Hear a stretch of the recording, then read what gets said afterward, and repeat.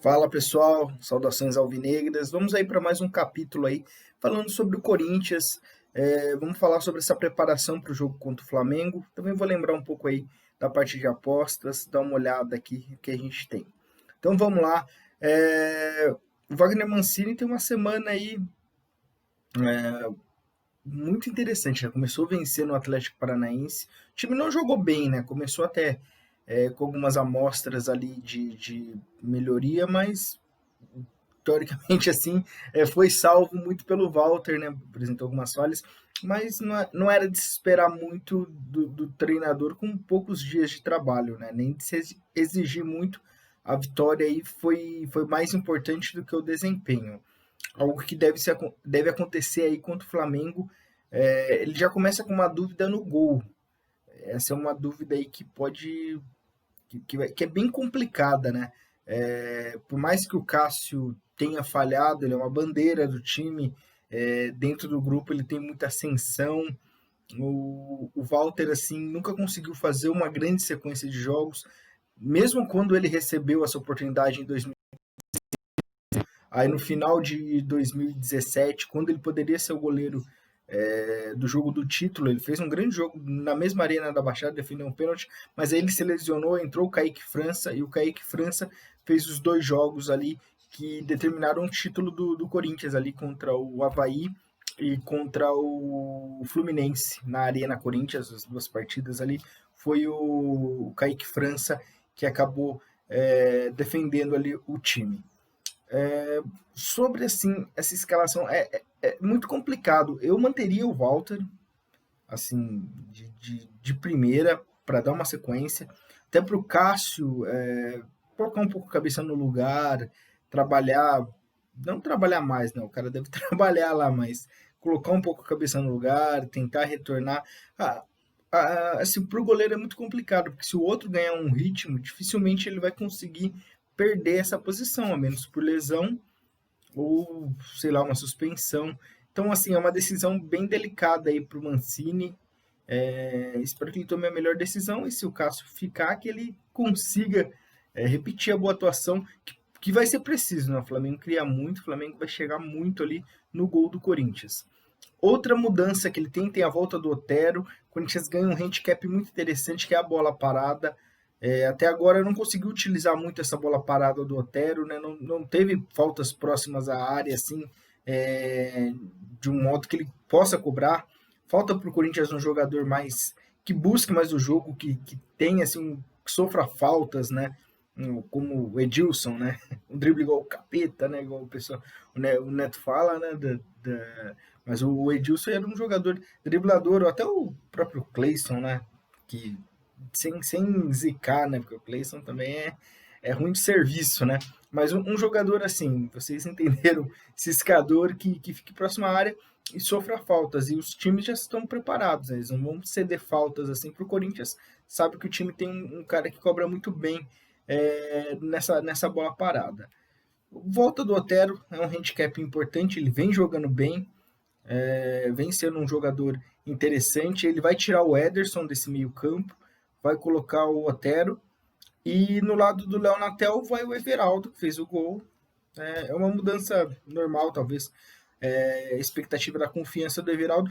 Everaldo começou bem no Corinthians, quando ele chegou ali do Fluminense, ele vinha num bom momento no Fluminense, começou jogando bem no Corinthians, mas aí se lesionou, enfrentou um período muito grande de lesões e desde que retornou não consegue mais ter o mesmo desempenho que ele tinha, a mesma velocidade. O departamento médico do Corinthians de recuperação e o físico também caiu muito.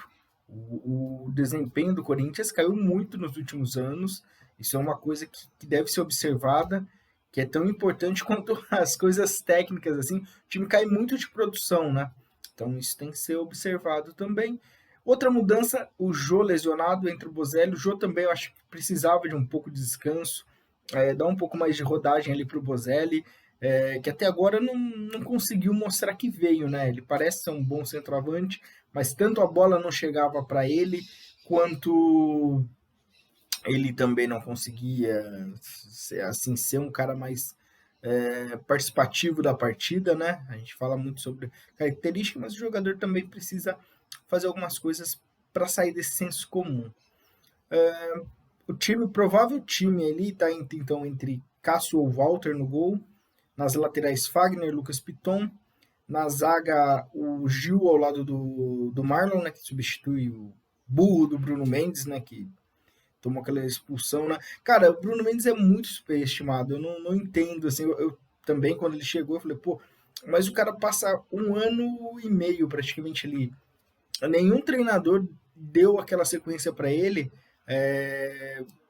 ou o cara sofre de algum boicote ali, ou ele é muito ruim, né? Então, para isso que a gente vai entrar depois no Sub-23, eu vou falar o que pode ser utilizado ali, né? Mas aí entra o Marlon, meio campo o Xavier mantém, né? Não tem como sair. E aí, no lugar do Ramiro ali, que está suspenso, eu gosto do Ramiro, hein? Deixa já minha... O pessoal não gosta muito dele, mas eu acho um jogador interessante pro time. O pessoal, não, cara, o Brasil, uma várzea. O Ilharão tá jogando no Flamengo. O Ilharão tropeçava na bola aqui. O Ramiro saiu, então vem o Camacho, então Xavier, Camacho, e aí aquela linha de três, né? Matheus Vital, Otero e Everaldo e o Bozelli na frente. E saiu também aí a notícia da volta do Fábio Santos para a lateral esquerda. Confesso que eu gostei. O Sid Clay não me agrada, vem muito mal, fora de forma, fora de foco também, né? São as duas coisas. Ele entrou totalmente desligado nas últimas partidas. Então ele não tem, assim, tá com a cabeça no mundo da lua. O Fábio Santos é um cara líder, é um cara que pode dar um suporte ali pro Lucas Piton, que precisa melhorar, né? O Lucas Piton começou muito bem, caiu muito de produção, que é normal pela idade também.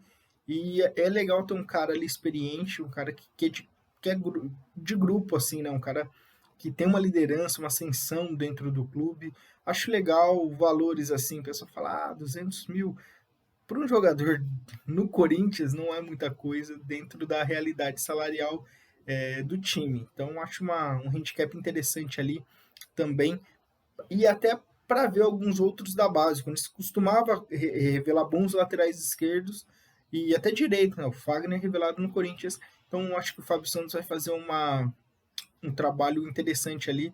Falta jogadores, o Corinthians precisa de um jogador bom de velocidade, ou formar no clube, ou buscar ali um jogador rápido. Tem o Marquinhos que foi pro esporte, não serve pro Corinthians. Aí o Janderson também foi o Atlético Goianiense, não consegue jogar no Corinthians. Então tem que ver isso. O Sub-23, que ontem estreou vencendo o Coritiba, mas um jogo terrível. O Sub-23 jogou contra um time Sub-20 do Coritiba, mas fez um jogo horrível. Venceu por 2-1 de virada, perdeu um gol absurdo ali no final, sofreu uma grande pressão, mas venceu. Mas assim, o Sub-23 ele tem que ser agregado com o time principal, pô. Não adianta fazer, virou um balcão de negócios ali. O jogador, por exemplo, que não está sendo utilizado. Você tinha um Everaldo, você tinha um Léo Natel, o Gustavo Mosquito, que era um bom jogador no próprio Coritiba.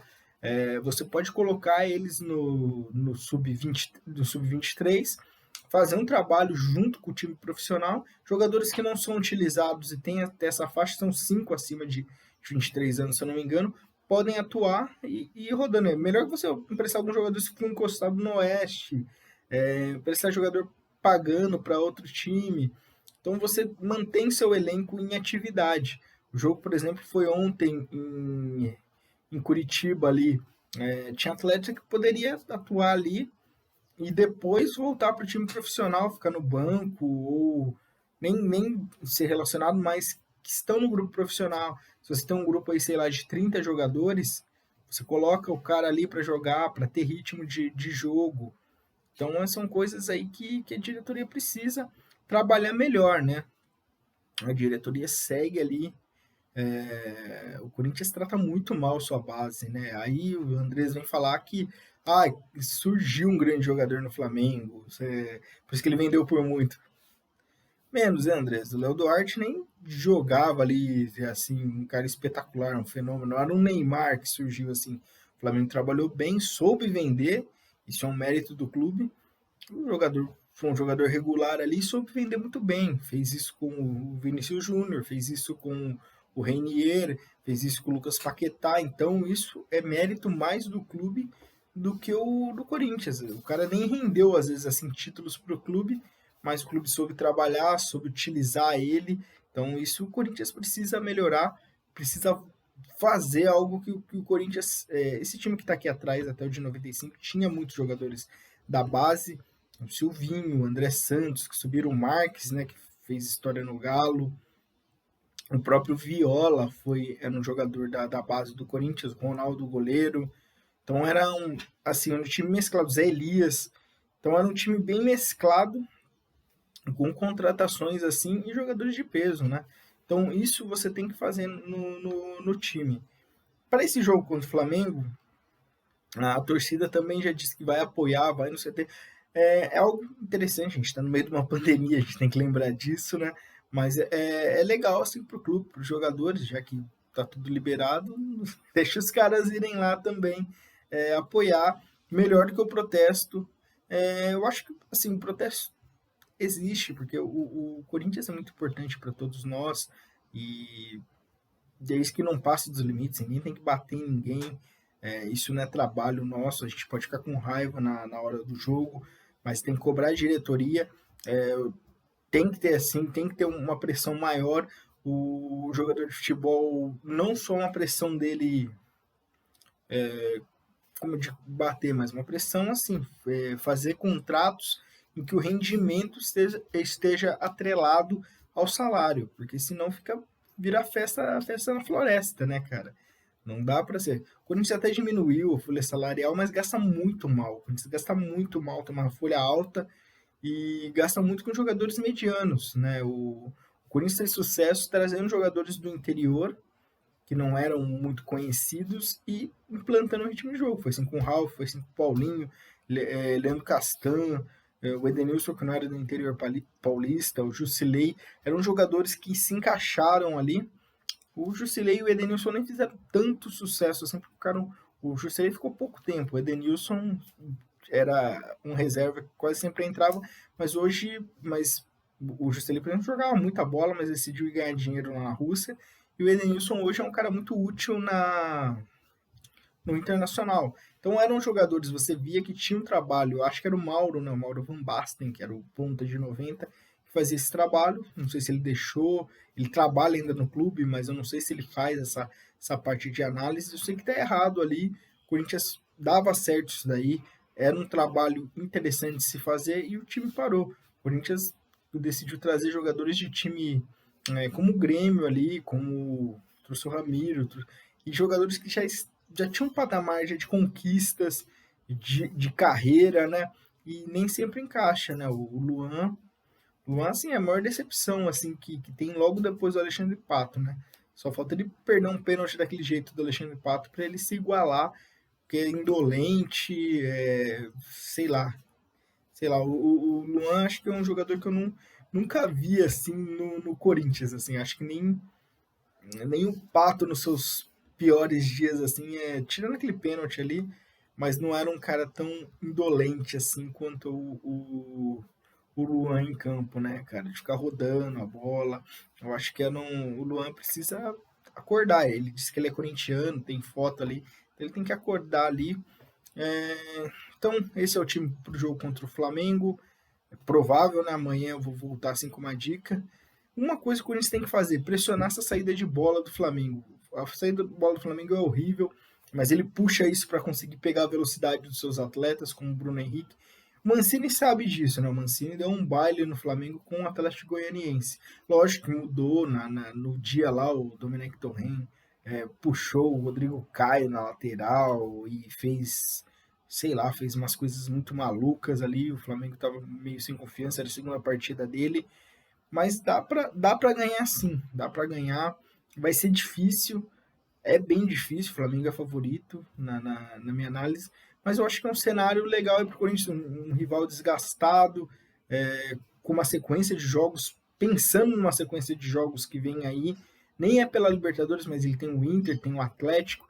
Então ele tá pensando mais nessa sequência ali que vai vir de jogos do que necessariamente nesse jogo contra o Corinthians. Então o Corinthians tem que se aproveitar disso, que o time do Flamengo aparentemente não está ligando tanto pro Corinthians, né?